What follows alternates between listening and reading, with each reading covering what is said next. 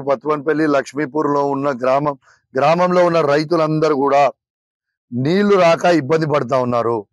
దయచేసి గౌరవ ఈ ప్రభుత్వంని, అధికారులని నేను కోరుతా ఉన్నాను.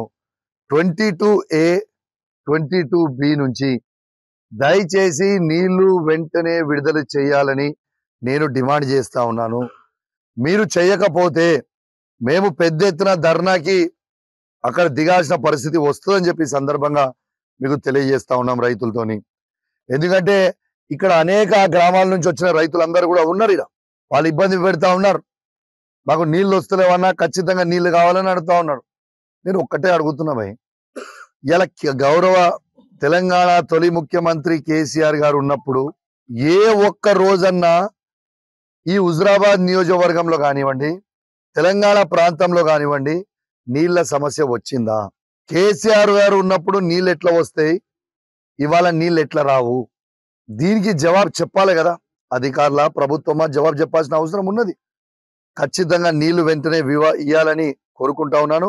మళ్ళీ చెప్తున్నా, హుజురాబాద్ నియోజకవర్గంలో ఉన్న రైతులకు కూడా ఆల్రెడీ నాట్లేసుకుర్రు. రేపు వాళ్ళకి ఇంకా రైతు బంధు పడలేదు. మీ నోటితోని మీరే అన్నారు 10,000 రూపాయలు కాదు, ఎకరానికి 15,000 రూపాయలు ఇస్తాము అని. ఆ 15,000 రూపాయలు ఇచ్చి ఆ రైతులని మీరు ఆదుకోవాలి అని నేను డిమాండ్ చేస్తా ఉన్నాను. అదే విధంగా కరెంటు కూడా తీస్తామని చెప్తా ఉన్నారు. కరెంటు కూడా ఖచ్చితంగా ఇవ్వాలని కోరుకుంటా ఉన్నాం.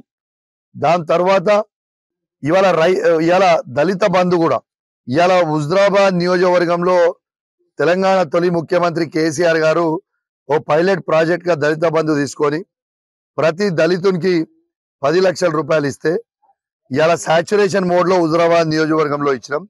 దీంట్లో ఓ 1,500 నుంచి 2,000 ఫ్యామిలీస్ కి ఫస్ట్ విడత ఇచ్చినాం. సెకండ్ విడత ఇంకా డబ్బులు వాళ్ళ అకౌంట్ లోనే ఉన్నాయి.